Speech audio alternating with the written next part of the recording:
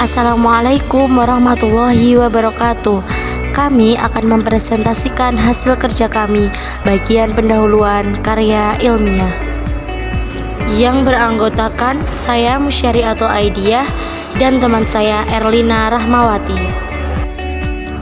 Materi yang akan kami sampaikan yang pertama adalah pengertian pendahuluan, yang kedua tujuan pendahuluan, dan yang ketiga bagian pendahuluan. Pengertian pendahuluan. Pendahuluan merupakan bab pertama dari karya tulis yang berisi jawaban apa dan mengapa penelitian itu dilakukan. Bagian ini memberikan gambaran mengenai topik penelitian yang akan disampaikan. Tanpa pendahuluan, terkadang sangat sulit bagi audien untuk mengetahui apa yang ingin peneliti katakan.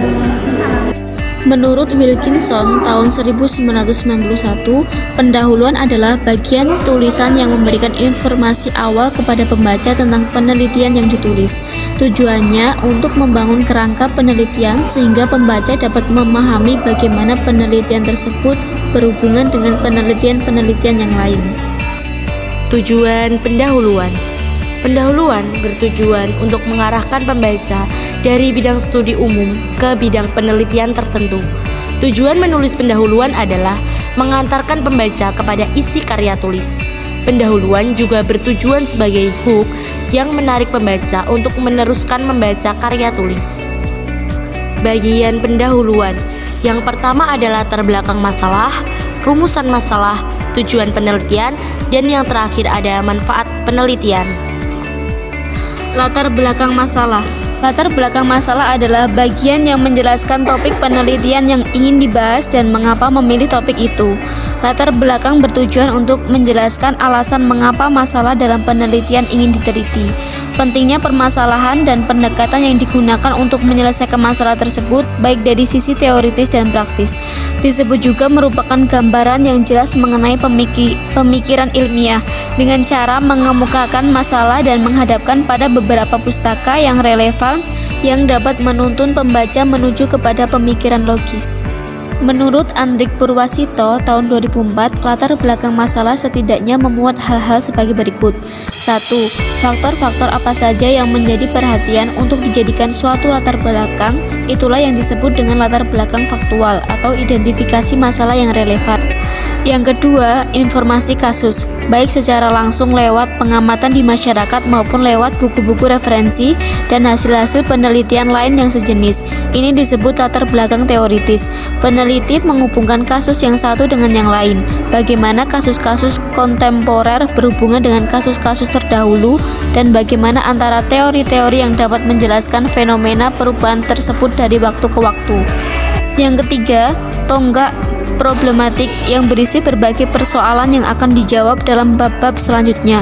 Latar belakang memberi alur berpikir sehingga mempermudah peneliti untuk mensistematisir persoalan yang ingin dipecahkan.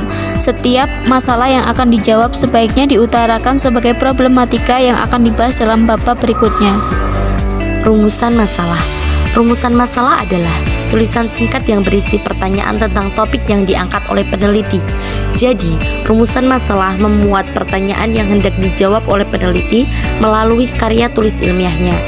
Kata tanya yang sering dipakai oleh peneliti dalam membuat rumusan masalah biasanya adalah mengapa, bagaimana, dan apa. Namun, kata tanya mengapa dan bagaimana paling sering digunakan karena membuka peluang penelitian bisa dilakukan secara mendalam. Ciri-ciri rumusan masalah. Yang pertama, rumusan masalah dibuat dalam bentuk kalimat tanya. Yang kedua, pertanyaannya singkat, padat, dan jelas. Yang ketiga, mengandung nilai penelitian. Yang keempat, mengarahkan cara berpikir terhadap topik yang dibahas. Yang kelima, masalah yang diangkat sesuai dengan kemampuan peneliti. Yang keenam, memberikan petunjuk dalam melakukan kegiatan penelitian sehingga peneliti dapat menemukan jawaban. Tujuan penelitian. Tujuan penelitian adalah rumusan kalimat yang menunjukkan adanya hasil dari sesuatu yang akan dicapai atau dituju dalam sebuah penelitian, sehingga keterangan ini didapatkan setelah penelitian selesai.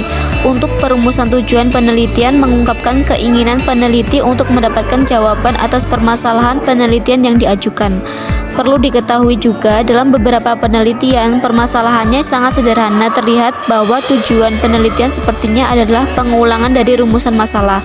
Hanya saja rumusan masalah dinyatakan dengan pertanyaan, sedangkan tujuan dituliskan dalam bentuk pernyataan yang biasanya diawali dengan kata ingin mengetahui.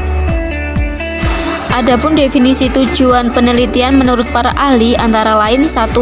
Menurut Buckingham tahun 1974, tujuan penelitian adalah pernyataan terkait mengapa penelitian dilakukan, sehingga tujuan dari suatu penelitian mungkin untuk mengidentifikasi atau menggambarkan suatu konsep atau untuk menjelaskan atau memprediksi situasi atau solusi untuk situasi yang menunjukkan jenis studi yang akan dilakukan.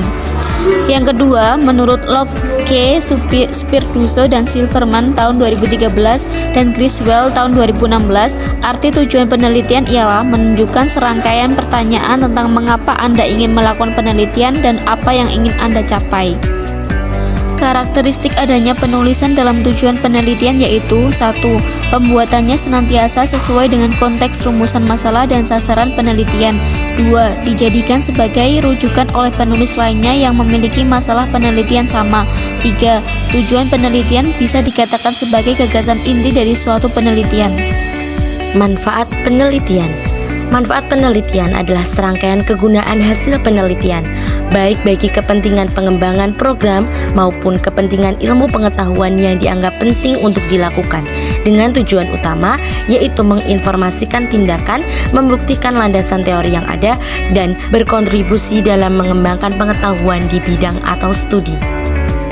Menurut Sugiono 2011, arti manfaat penelitian adalah jawaban atas tujuan penelitian yang dibahas dalam hasil penelitian guna mendapatkan sistem pengetahuan dalam memahami, memecahkan, dan mengantisipasi masalah yang sudah dirumuskan dalam topik penelitian.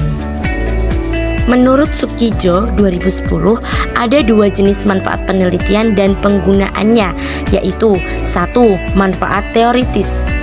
Manfaat teoritis atau akademis merupakan manfaat penelitian bagi pengembangan ilmu, sehingga manfaat teoritis ini dapat mengembangkan ilmu yang diteliti dari segi teoritis. Teori yang digunakan tentunya berdasarkan peneliti atau penulis sebelumnya.